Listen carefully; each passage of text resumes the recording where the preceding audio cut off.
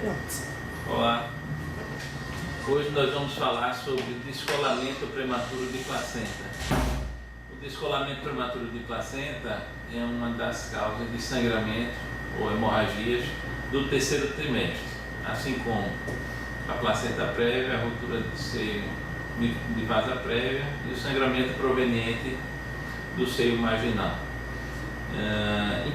Representa uma importante causa de mortalidade materna e fetal e um importante assunto a ser debatido, discutido pelos obstetras acadêmicos que vão atender pacientes em urgências obstétricas.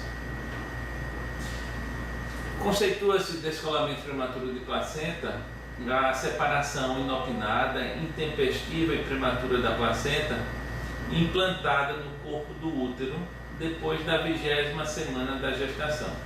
Então nós temos aqui uma placenta normalmente inserida e aqui uma placenta onde houve um descolamento, uma formação de um hematoma entre a placenta e o útero, que faz com que essas trocas materno-ovulares não ocorram adequadamente, levando por conseguinte uma anóxia intrauterina, uma anóxia fetal intrauterina.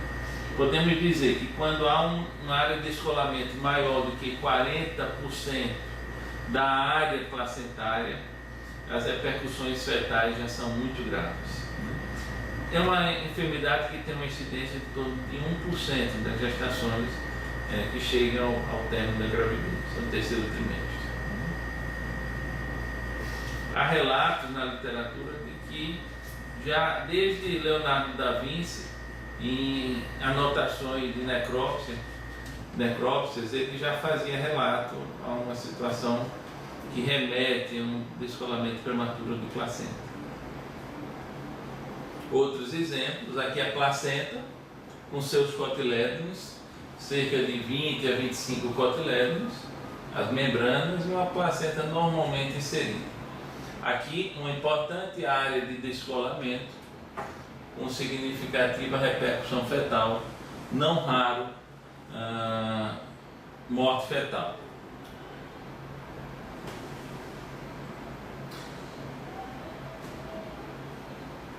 A representação dos cotilédones e a ruptura de um pequeno vaso, que inicialmente vai dar origem a um pequeno sangramento, mas que pode aumentar, evoluindo para um significativo aumento desse sangramento e repercussões fetais. Placenta normalmente inserida e uma placenta com área de descolamento ocupando quase que 80% da placenta. O que aqui pode estar relacionado à incidência ou causa do descolamento prematuro de placenta? Primeiro, traumas. O trauma abdominal, uma gestante, pode levar abrupto, pode levar um descolamento da placenta. Uma versão cefálica externa. Este era um procedimento que antigamente, quando havia assim, muita dificuldade para a cesárea, se praticava. Os fetos em apresentações pélvicas, nesses fetos tentava-se fazer uma versão externa. E nessa manobra, não raro, ocorria o descolamento prematuro de placenta. Hoje não se preconiza mais isso. O cordão umbilical curto, o escoamento rápido no polidrâmio. Então é por isso que numa paciente, quando há um polidrâmio, esse polidrâmio deve ser escoado bem lentamente. Movimentos fetais excessivos, a retração uterina após o parto do primeiro gemelar, a hipertonia uterina, primária ou iatrogênica, através do uso dos ocitócitos, como a ocitocina, a hipertensão arterial, pela possibilidade de um rompimento daqueles pequenos vasos nos cotilédones, a condição socioeconômica desfavorecida, multiparidade, idade materna avançada, passado obstétrico ruim. Notado que uma paciente que teve um descolamento prematuro na gestação anterior, ela tem um risco maior em gestações futuras de apresentar também outro descolamento de placenta. cesáreas prévias, restrição do crescimento intrauterino, corioamnioniite, gemelaridade, diabetes mellitus, tempo prolongado de ruptura de membranas, tabagismo, etilismo e uso de drogas ilícitas, principalmente a cocaína. Bom, o quadro clínico do descolamento prematuro de placenta, inicialmente, essa paciente vai começar a referir uma dor abdominal significativa. Em 80% dos casos, há uma exteriorização do sangramento. Esse sangramento é um sangramento vermelho, é um sangramento escuro, porque esse sangue fica retido internamente para depois ser exteriorizado.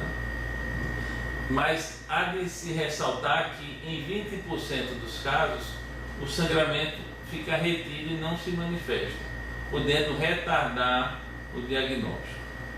Na palpação nós podemos observar uma hipertonia uterina ou uma taxistolia. O útero começa a se contrair com intenção de coibir essa área, que essa área aumente de coágulo e de sangramento. Inicialmente, algumas repercussões hemodinâmicas. A paciente pode ter uma taquicardia. Se já estiver numa fase mais avançada, uma hipotensão. E mais avançada ainda, dependendo da quantidade de sangramento e gravidade do quadro, pode se instalar um quadro de choque hipovolêmico. E também, como há consumo de fatores de coagulação nesses coágulos, a paciente pode evoluir para uma coagulação intravascular disseminada, com repercussões importantes e um agravamento da situação. Então, é muito importante que essa paciente tenha o diagnóstico suspeitado no seu primeiro contato com o profissional, porque a queixa é muito comum e similar a outras gestantes que procuram as urgências: dor e sangramento. Precisamos atentar para esses detalhes para que possamos pensar e dar o diagnóstico e, por conseguinte, darmos os direcionamentos necessários para diminuirmos a morbimortalidade materna e fetal. Diferentemente do quadro do sangramento na placenta prévia, que é um sangramento vivo, geralmente em maior quantidade. Então aqui um quadro de descolamento prematuro de placenta, com exteriorização de sangue, e outro no qual o sangramento ficou retido.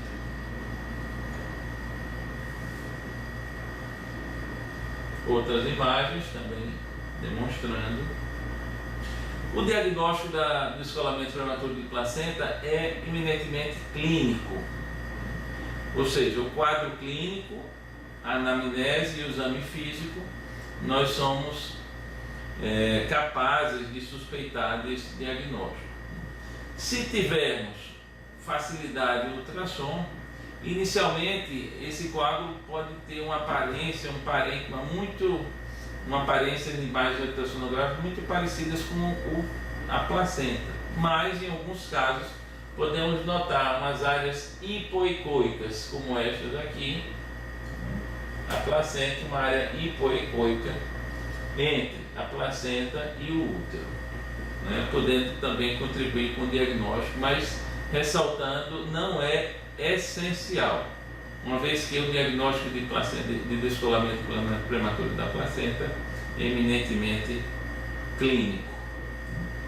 A cardiotocografia pode ser útil, porque ela vai registrar, além de um aumento do tônus, aqui representado, ele pode estar apresentando também taquissistolias e desacelerações ou outros sinais na cardiotocografia de sofrimento fetal, como a taquicardia persistente, diminuição da variabilidade, ausência de acelerações transitórias, que podem contribuir também para a avaliação da vitalidade fetal, geralmente comprometida, e auxiliar no direcionamento terapêutico. Algumas imagens de cardiotocografia. Uma cardiotocografia normal, no paciente em repouso, sem trabalho de parto, já que uma paciente em trabalho de parto, com intensas contrações, onde se observa uma taquicardia fetal, acima de 160 batimentos por minuto. E aqui, contrações uterinas, evidenciando desacelerações do tipo 1. Mas o que eu gostaria de ressaltar são essas aqui, desacelerações do tipo 2, que são relacionadas à anóxia fetal, sofrimento fetal agudo. Desacelerações, quedas da frequência cardíaca basal, que sucede o ápice da contração. Então essas desacelerações são sugestivas de sofrimento fetal agudo, anóxia, e requer do profissional uma conduta de imediato para abreviação e nascimento da criança com a maior agilidade possível. O diagnóstico diferencial, como eu já comentei no começo da aula, faz-se com a placenta prévia, a ruptura de vasa prévia e o sangramento do seio marginal. Aqui uma representação de uma vasa prévia, então o cordão umbilical se insere na membrana e delas partem vasos que vão fazer parte da placenta. Então um desses vasos pode sangrar e confundir com o diagnóstico de descolamento prematuro de placenta.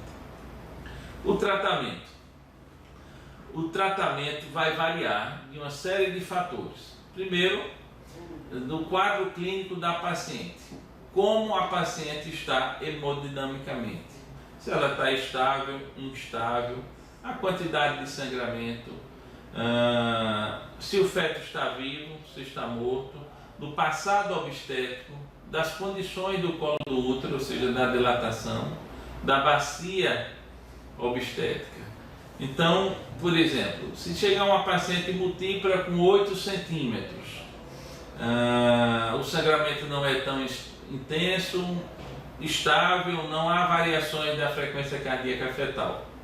A possibilidade desse parto evoluir por via vaginal é bem mais rápido de uma realização de uma cesárea. Então pode-se optar por um monitoramento criterioso desse feto e da mãe e acompanhamento até o nascimento. No entanto, se as condições do colo do útero, da bacia e o passado obstétrico não forem favoráveis, assim como o quadro clínico da paciente esteja grave ou o feto manifeste através de exames, como ausculta fetal ou exame de cardiotocografia, sinais de sofrimento fetal, preconiza-se a cirurgia de cesárea.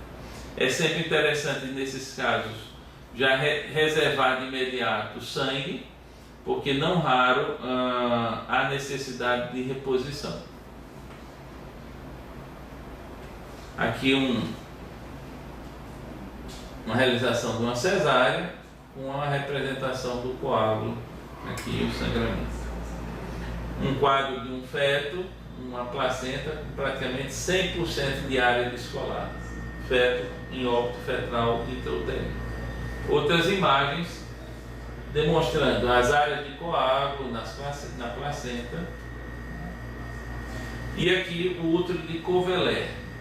É uma infiltração do sangue na parede do útero, fazendo com que esse útero perca a sua capacidade contrátil. Então ele adquire uma consistência gelatinosa e não se contrai.